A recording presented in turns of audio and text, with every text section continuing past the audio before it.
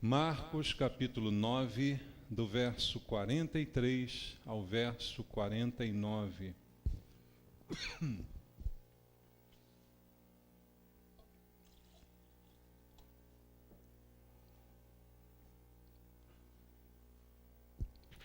Você achou na Bíblia? Marcos capítulo 9, a partir do verso 43, a palavra de Deus diz assim: E se tua mão te faz tropeçar, corta, pois é melhor entrares maneta na vida do que, tendo as duas mãos, ires para o inferno, para o fogo inextinguível, onde não lhes morre o verme, nem o fogo se apaga. E se teu pé te faz tropeçar, corta-o. É melhor entrares na vida aleijado do que, tendo os dois pés, seres lançado no inferno, onde não lhes morre o verme, nem o fogo se apaga. E se um dos teus olhos te faz tropeçar, arranca-o. É melhor entrares no reino de Deus com um só dos teus olhos, do que, tendo os dois, seres lançado no inferno, onde não lhes morre o verme, nem o fogo se apaga, porque cada um será salgado com fogo. Amém. Pai amado, obrigado pela Tua palavra, pelas palavras que o Senhor Jesus nos deixou, pela instrução que vem do Senhor, para o nosso benefício, para a nossa salvação.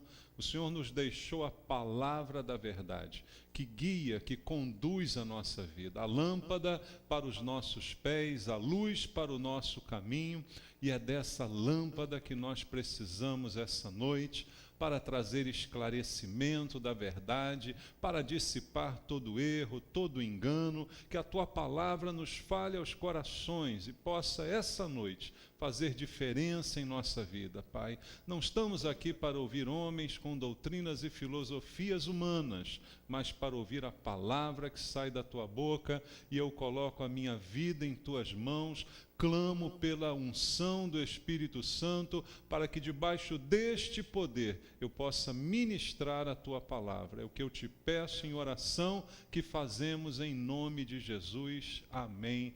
Graças a Deus. Podem sentar, queridos. Amados, esse é um texto do Evangelho segundo Marcos, que traz um pequeno discurso de Jesus, e o Senhor diz aqui algumas coisas muito impactantes, muito fortes.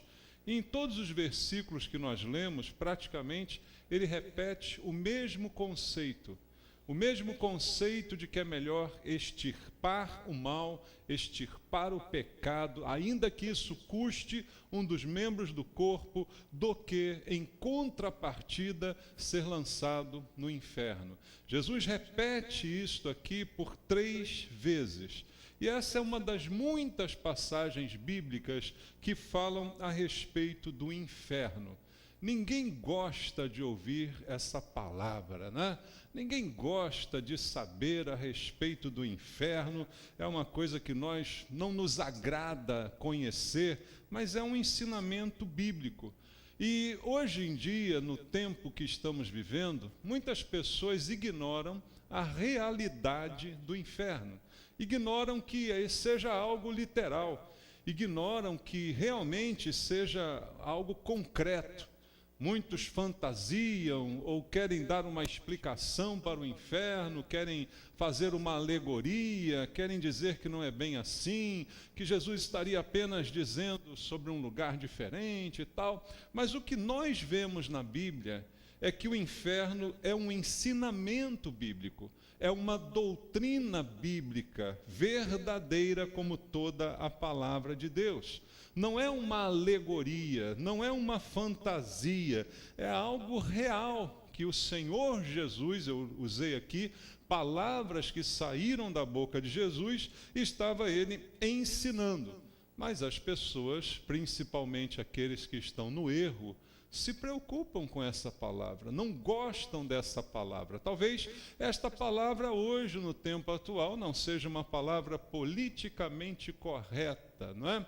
Nós mencionarmos o inferno no tempo em que estamos vivendo. Só que, independente do que o mundo pense, Independente do que a inteligência humana hoje conceba, do que é certo ou errado, politicamente correto na sociedade, a Bíblia é clara ao afirmar que o inferno é a habitação final para os condenados à punição eterna após o juízo final.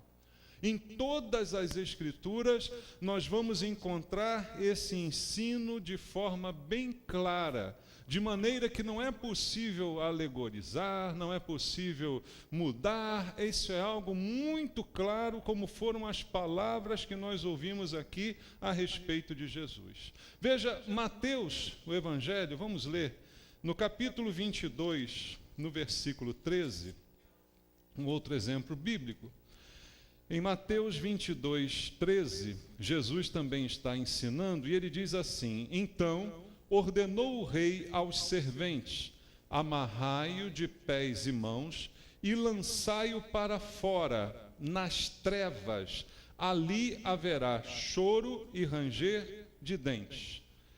Choro e ranger de dentes nas trevas, para fora, como diz Jesus. Mais uma figura agora do inferno. Ele não usa a palavra literalmente, mas ele descreve a situação, descreve o que lá se encontrará, descreve aonde ele fica, fora, nas trevas, e ali haverá choro e ranger de dentes. Ainda na Bíblia, em 2 aos Tessalonicenses, capítulo 1, na segunda carta de Paulo aos Tessalonicenses, no capítulo 1, na segunda parte do verso 7 até o verso 9, ele diz assim: quando do céu se manifestar o Senhor Jesus com os anjos do seu poder, em chama de fogo, tomando vingança contra os que não conhecem a Deus e contra os que não obedecem ao Evangelho de nosso Senhor Jesus, estes sofrerão penalidade de eterna destruição, banidos da face do Senhor e da glória do seu poder. Veja como a Bíblia coloca agora aqueles que serão destinados para este lugar. Diz ele, o apóstolo Paulo, que quando Jesus se manifestar na sua vinda, juntamente com os anjos, tomando vingança contra aqueles que não obedecem. Veja, não obedecem ao Evangelho do nosso Senhor. O Evangelho, todos nós sabemos, significa boa nova, é o sentido da palavra. Uma boa notícia, diferente de todas as outras, diferente de qualquer conceito que o mundo nos apresente, o Senhor está nos trazendo através de Jesus. A redenção através de alguém que morreu em nosso favor, alguém que derramou seu próprio sangue para salvar. Esse é o Evangelho. Você não é mais salvo ou tentar ser salvo através das suas obras, através dos seus trabalhos, mas através de um ato feito por Deus. Ele virar carne e se dar em nosso favor. Esse é o Evangelho, a boa nova da salvação. Só que aqui nessa parte da Bíblia, a Bíblia diz que o Evangelho precisa ser obedecido. É interessante o que Paulo diz aqui. Não é apenas crer, mas é obedecer os conceitos apresentados por Deus na divulgação do Evangelho. E Paulo diz que aquele que não obedece, alguns podem encarar o Evangelho apenas como uma coisa boa. O próprio nome diz, boa nova, que boa notícia, que bom saber disso, mas isso não traduz obediência. Então Paulo diz, aquele que não obedece ao Evangelho, Deus vai tomar vingança contra estes e sofrerão penalidade de eterna destruição, banidos da face do Senhor. Então veja, é um lugar de destruição, é um lugar de choro e de ranger de dentes, como disse o Senhor. E mais a Bíblia diz em Apocalipse capítulo 20, vamos ler? Apocalipse capítulo número 20,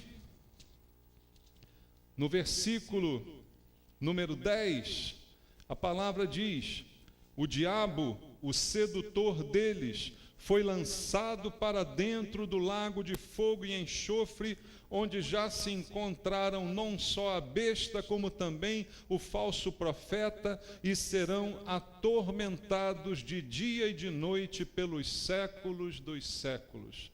Diz a palavra de Deus que esse lugar real chamado inferno, lugar de estar banido da face de Deus, completamente distante, é um lugar de choro, de ranger de dentes e um lugar de tormento por tempo indeterminado, séculos e séculos. E a palavra de Deus diz que o diabo, a besta, o falso profeta, todos os que se levantam contra Deus, para lá são lançados e lá permanecem sendo atormentados, desmistificando o pensamento de alguns de que o diabo está reinando no inferno, que é um lugar do seu poderio, que ele ali tortura as pessoas, ele fustiga as pessoas. Não, ele ali também está sendo torturado, ou será torturado, não é?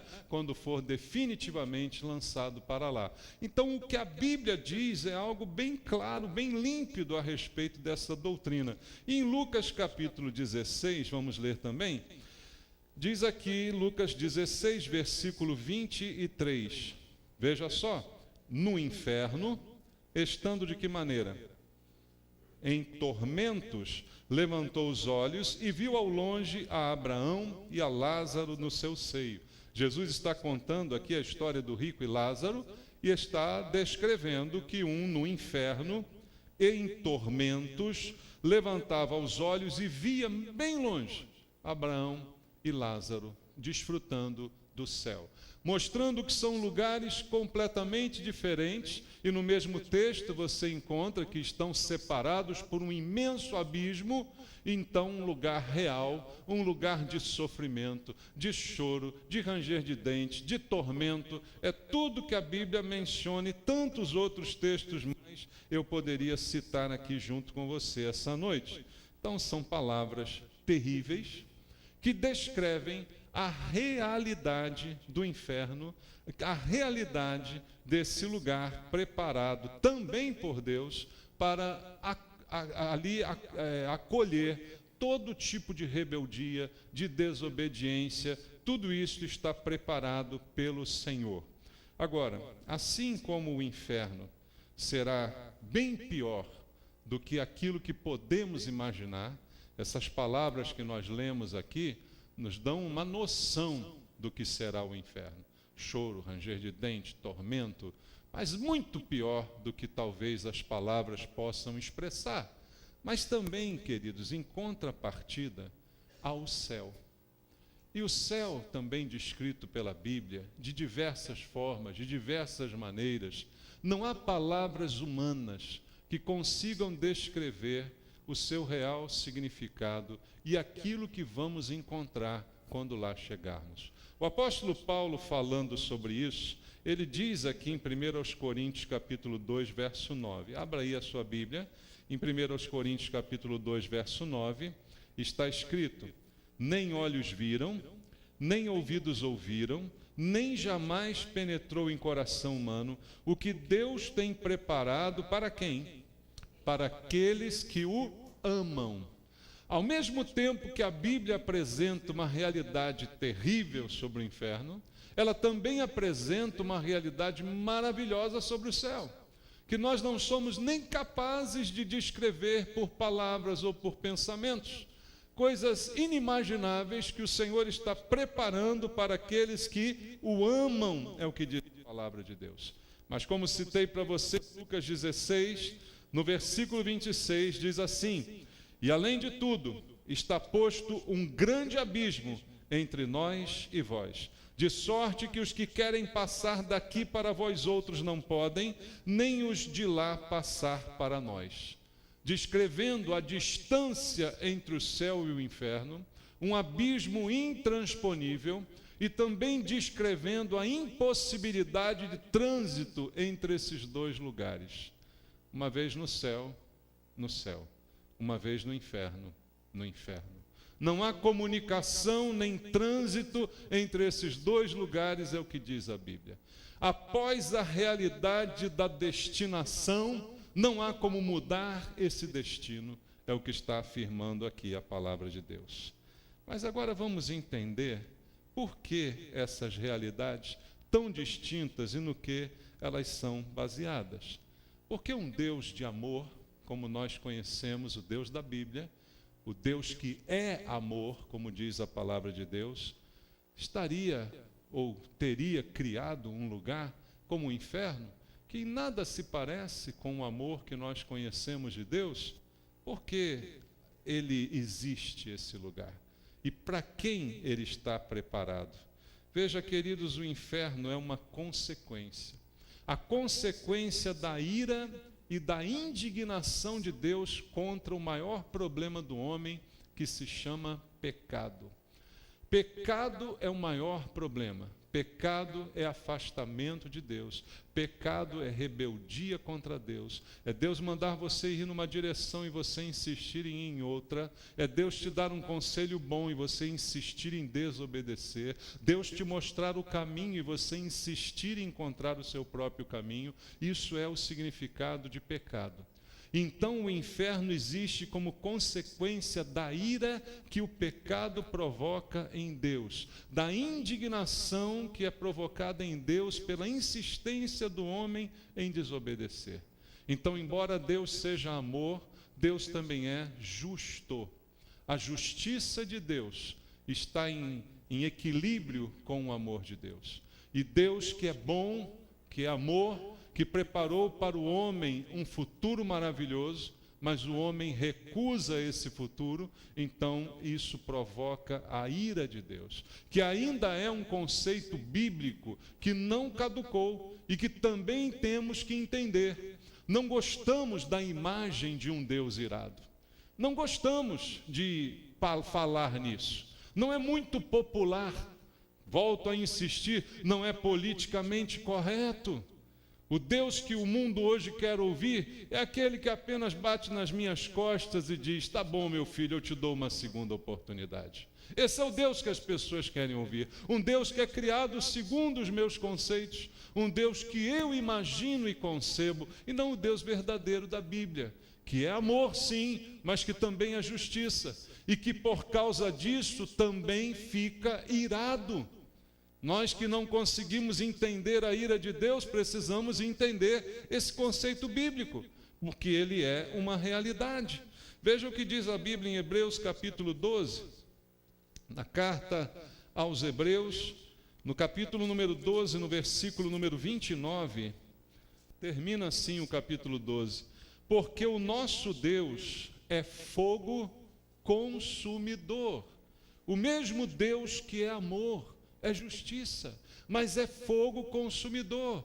Ninguém pode subsistir na sua presença se por ele não for aceito, queridos. O texto que lemos de Paulo aos Tessalonicenses, ele diz que Deus tomará vingança contra os que não obedecem o Evangelho. E diz que Jesus virá como fogo, porque Deus é fogo consumidor. São exemplos bíblicos que a gente não pode simplesmente ignorar, ou simplesmente não falar sobre eles, porque não são muito populares, porque não causam agrado às pessoas. O Evangelho não existe para agradar as pessoas, o Evangelho existe para salvar as pessoas.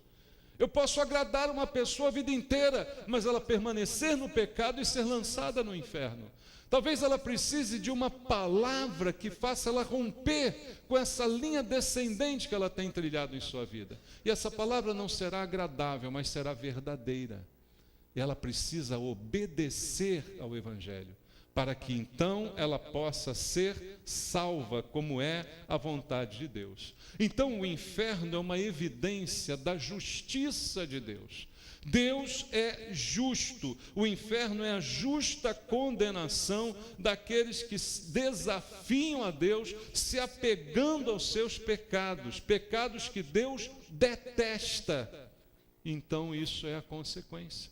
Leia comigo Romanos, capítulo número 2, do versículo 5 ao 9, Carta de Paulo aos Romanos, capítulo número 2, do 5 ao 9, está escrito: mas segundo a tua dureza e coração impenitente, acumulas contra ti mesmo ira para o dia da ira e da revelação de quê?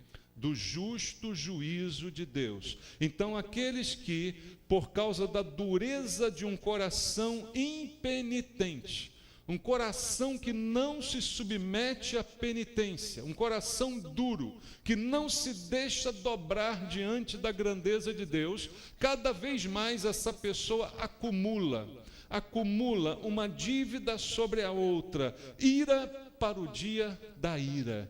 A ira vai se acumulando sobre ela, e então, no dia do justo juízo de Deus, que retribuirá a cada um segundo o seu procedimento, como está escrito na Bíblia, e a vida eterna aos que perseverando em fazer o bem, procuram glória, honra e incorruptibilidade, mas ira e indignação aos facciosos que desobedecem à verdade e obedecem à injustiça. Tribulação e angústia virão sobre a alma de qualquer homem que faz o mal, ao judeu primeiro e também ao grego.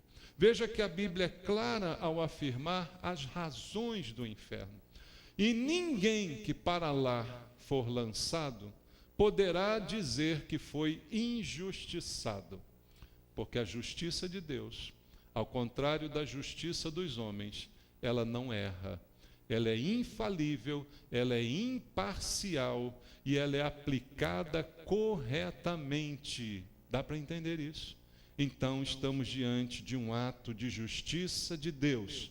E por quê? Ainda em Romanos capítulo 6, versículo 23, está escrito: porque o salário do pecado é a morte, mas o dom gratuito de Deus é a vida eterna em Cristo Jesus, nosso Senhor.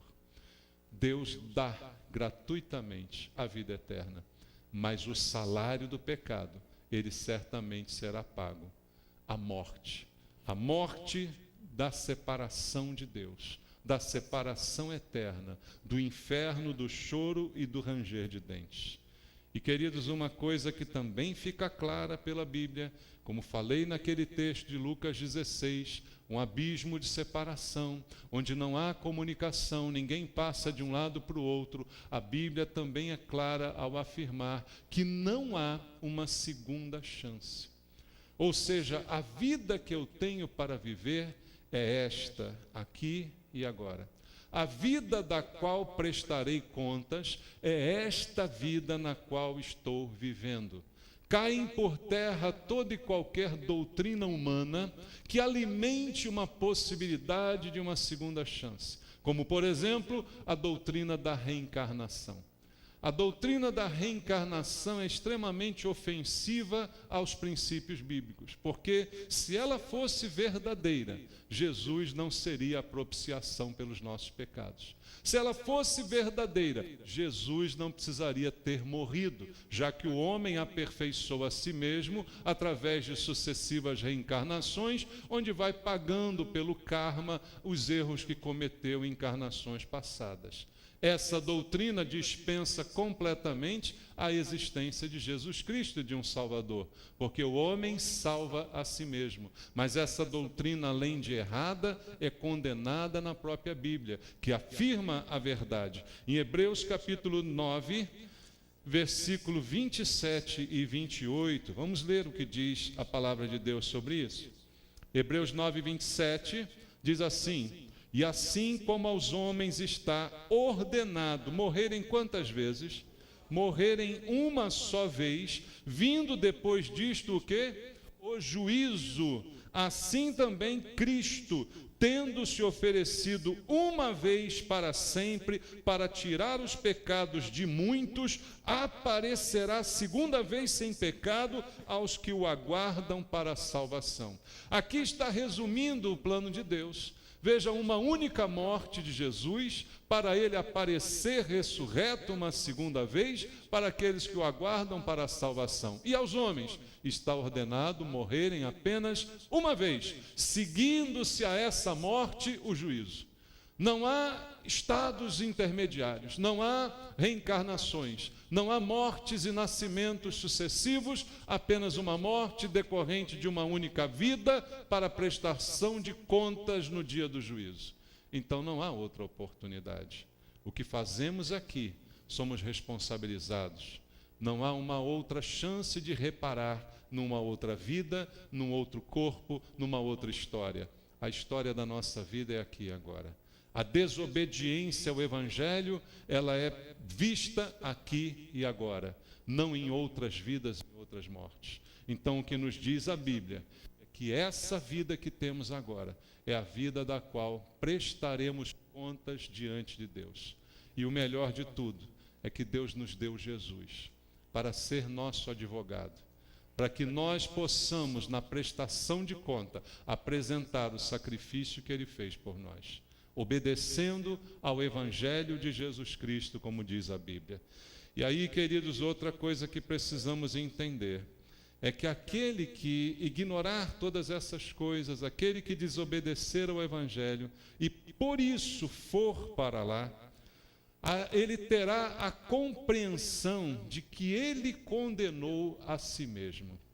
Veja, não é como uma simples e mera punição de Deus, porque Deus não quer de maneira alguma que alguém vá para esse lugar.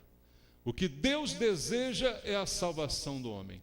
Mas o destino a este lugar é como se fosse uma autocondenação. E a Bíblia fala várias vezes sobre isso. Aqueles que vão para o inferno, que lá estão, eles condenaram a si mesmos. Tiveram a oportunidade e recusaram a oportunidade. A palavra de Deus diz, irmãos, que essas coisas são verdadeiras. Vamos ler a Bíblia no Evangelho segundo João, no capítulo número 3, e você vai entender o que eu quero dizer. Evangelho de João, capítulo 3, do verso 16 ao 21, diz: porque Deus amou o mundo de tal maneira que deu seu Filho unigênito para que todo o que nele crê não pereça, mas tenha a vida eterna. Porquanto Deus enviou seu Filho ao mundo, não para que julgasse o mundo, mas para que o mundo fosse salvo por ele. O propósito de Deus é salvar. A razão de Deus fazer isso é o seu amor, e para que o mundo fosse salvo por ele. E aí diz o verso 18: quem nele crê não é julgado. Eu criei, não sou mais julgado. Comparecerei ao dia do juízo, mas não para sofrer julgamento, mas para receber a liberdade. Entende isso? Quem nele crê não é julgado. O que não crê já está julgado, porquanto não crê no nome do unigênito Filho de Deus. O julgamento é este, presta atenção nisso, que a luz veio ao mundo e os homens amaram mais as trevas do que a luz, porque as suas obras eram más.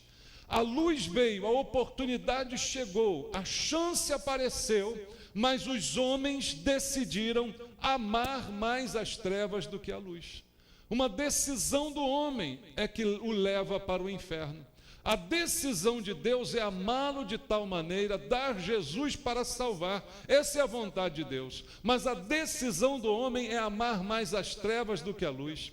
A decisão do homem é essa. Pois todo aquele que pratica o mal aborrece a luz e não se chega para a luz a fim de não serem arguídas as suas obras. Quem pratica a verdade aproxima-se da luz, a fim de que as suas obras sejam manifestas porque feitas em Deus.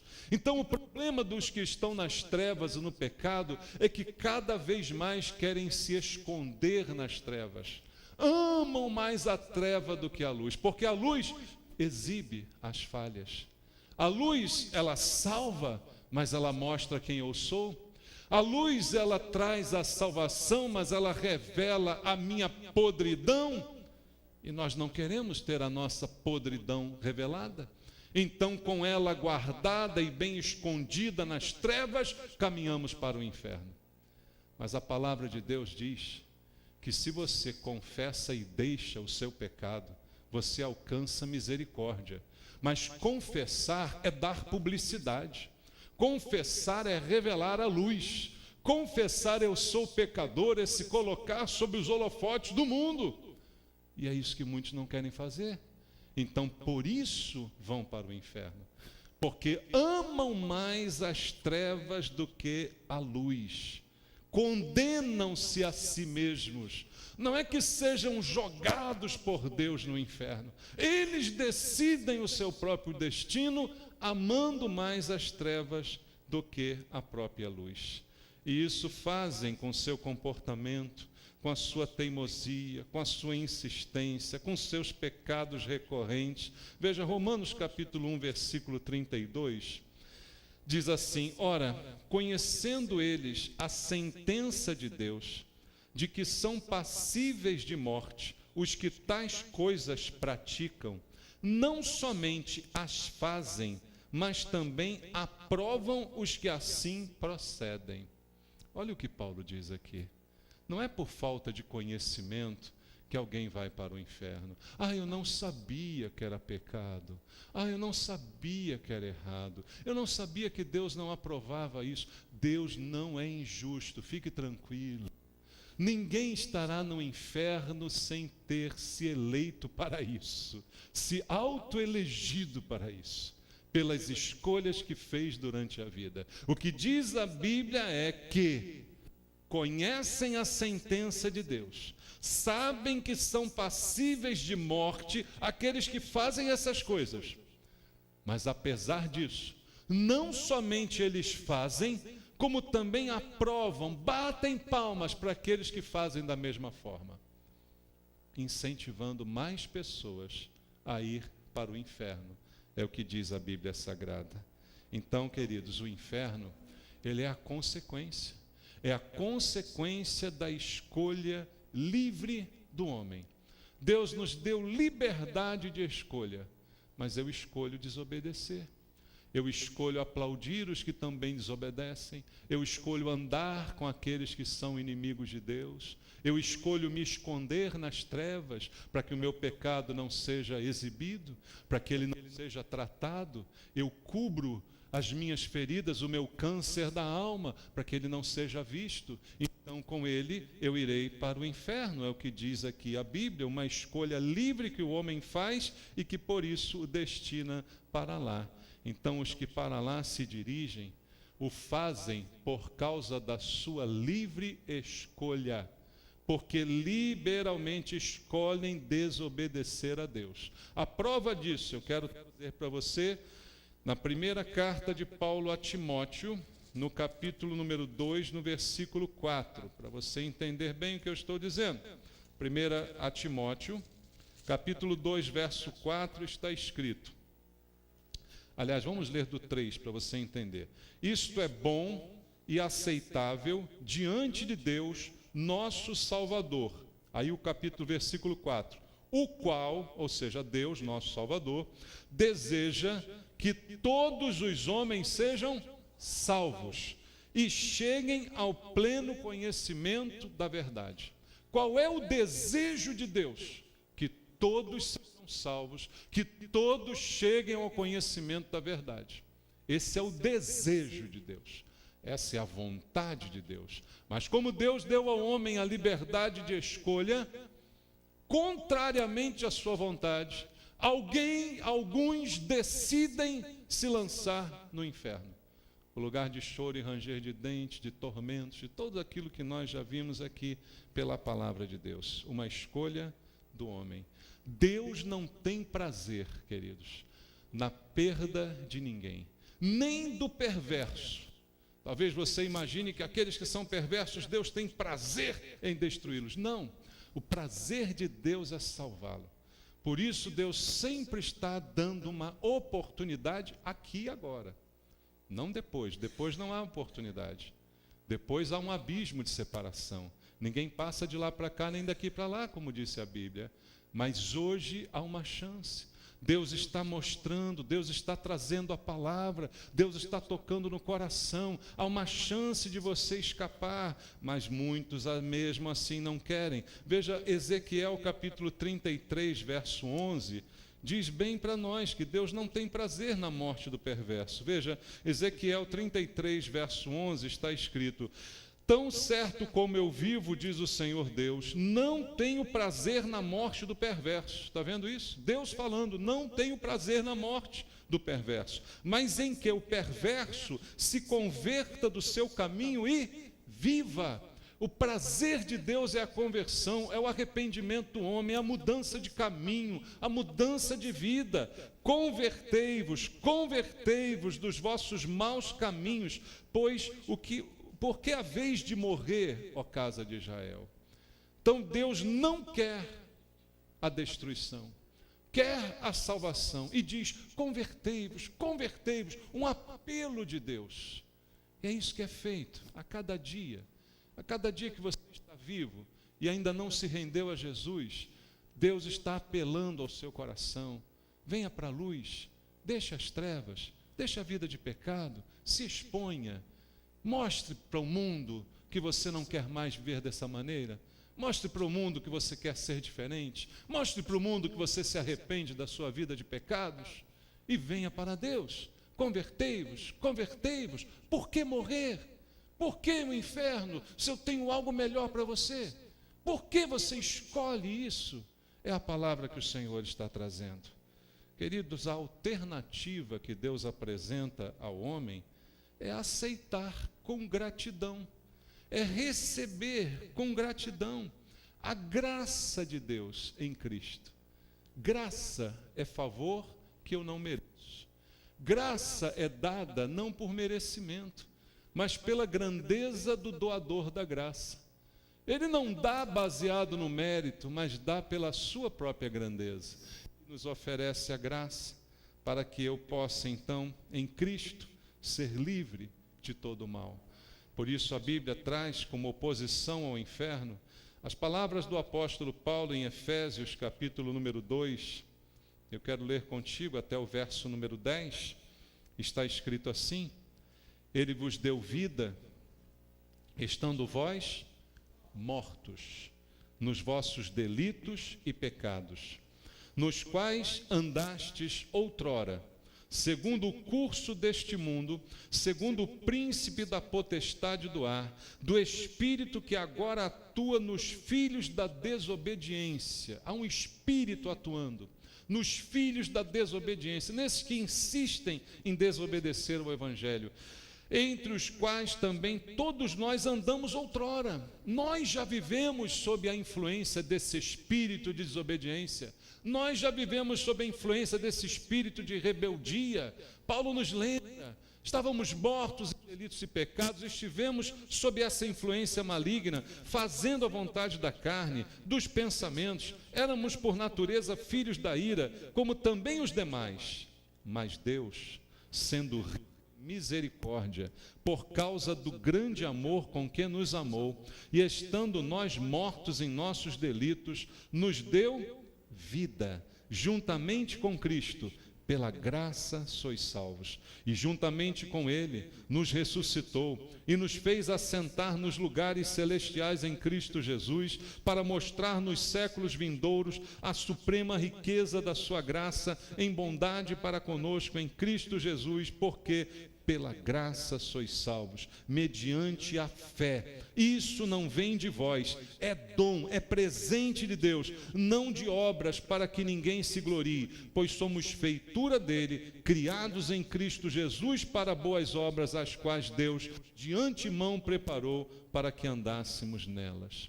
Essa é a graça de Deus, essa é a oposição às trevas, essa é a luz, essa é a bênção oferecida para você ir para o céu, para você apenas concordar com Deus sobre o que Ele sabe sobre você, sobre os seus pecados, sobre a sua vida nas trevas, sua vida de desobediência. Ele só está dizendo a você: saia debaixo dessa opressão, desse espírito que agora atua na sua vida, que te mantém em trevas. Venha para a luz, Convertei-vos, convertei-vos, diz o Senhor, para que você experimente a graça de Deus, que te leva e te conduz para o céu. Só Ele pode dar o maior dos nossos problemas, a maior das nossas doenças. Só Deus pode fazer esse tratamento.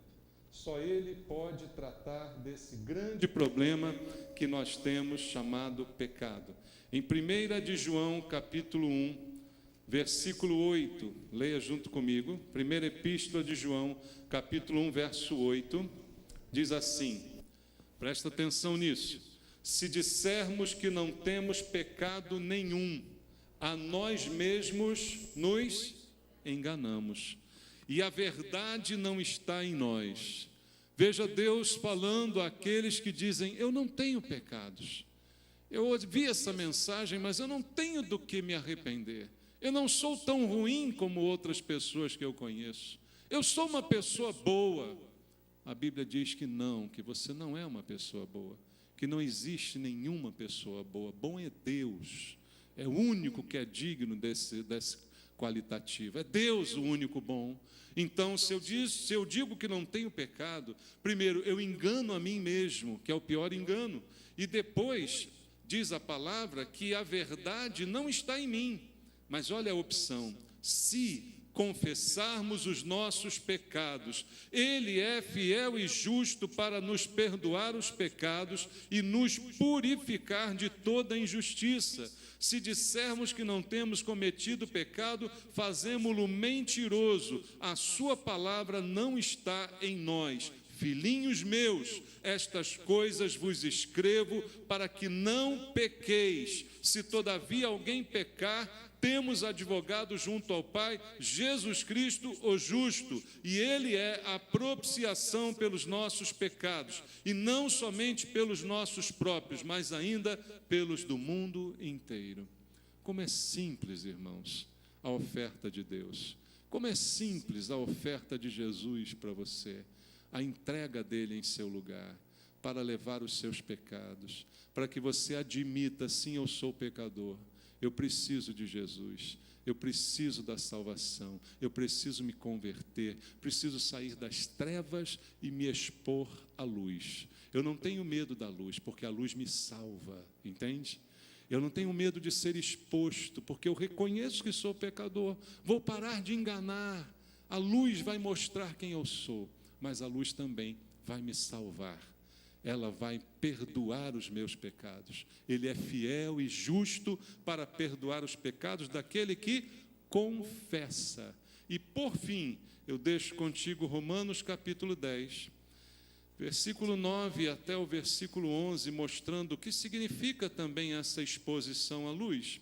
Romanos 10, do 9 ao 11, diz: se com a tua boca confessares Jesus como Senhor, e em teu coração creres que Deus o ressuscitou dentre os mortos, serás salvo. Porque com o coração se crê para a justiça, e com a boca se confessa a respeito da salvação. Porquanto a Escritura diz: todo aquele que nele crê não será confundido, queridos. Todo aquele que crê não é confundido, mas se creu, confessa. Se creu, afirma, se coloca sob os holofotes, se coloca sob a luz, para afirmar a verdade que salvará você e que te levar para um lugar, vai te levar para um lugar que nem olhos viram, nem ouvidos ouviram, e nenhum coração humano consegue descrever aquilo que Deus preparou para aqueles que vão estar com Ele no céu. É para lá que eu quero ir, amém?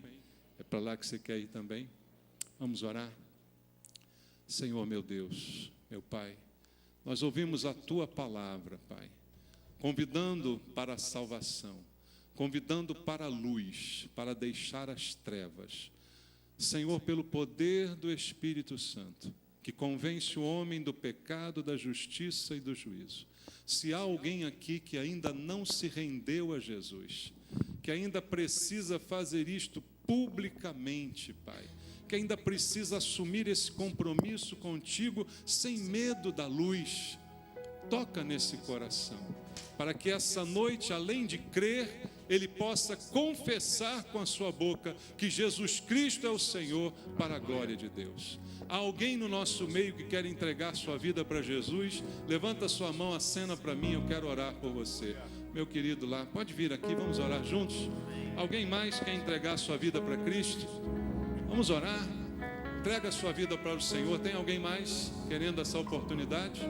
Vem aqui à frente se você quiser. Anderson, isso? Amém. Glória a Deus.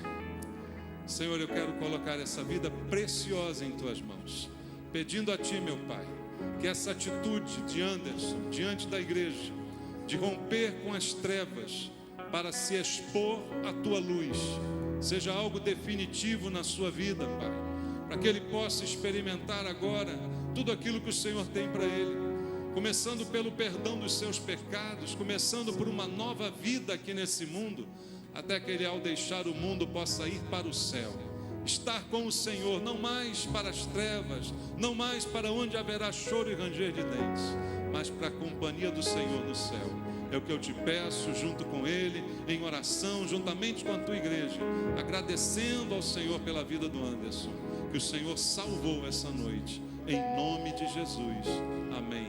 Graças a Deus, Anderson, Deus te abençoe. Glória a Deus. Vamos louvar ao Senhor, irmãos.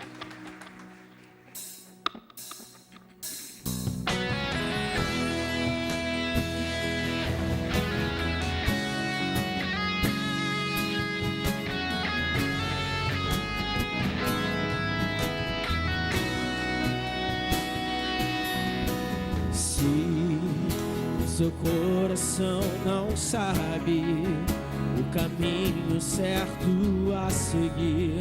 Dá um tempo, pare para ouvir a voz de Deus. Se uma porta então se abre e você precisa decidir, quero lhe dizer: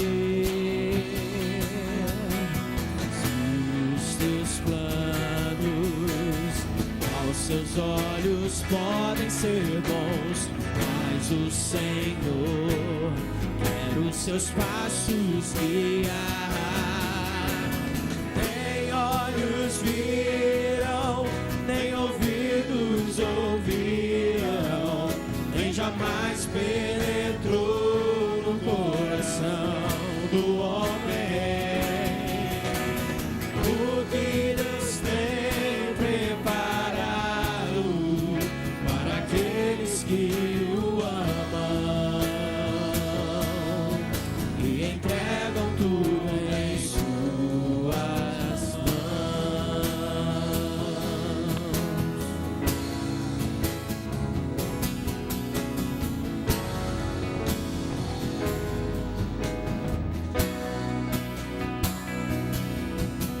Se o seu coração não sabe o caminho certo a seguir, dá um tempo, pare para ouvir.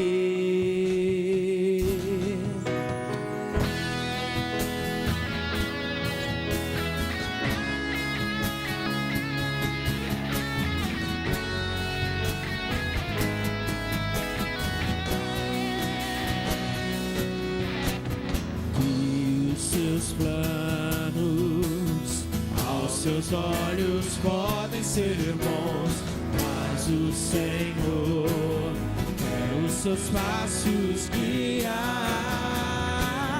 Nem olhos viram, nem ouvidos ouviram, nem jamais penetrou no coração do homem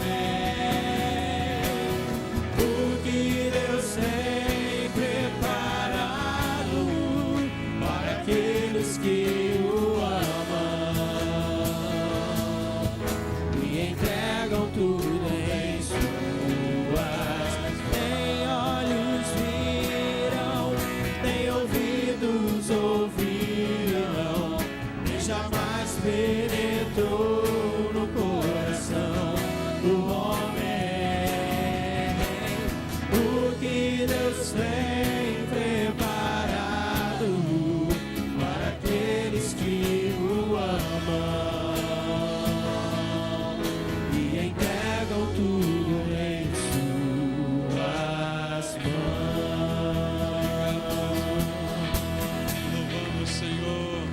Recebe o nosso culto, a nossa adoração.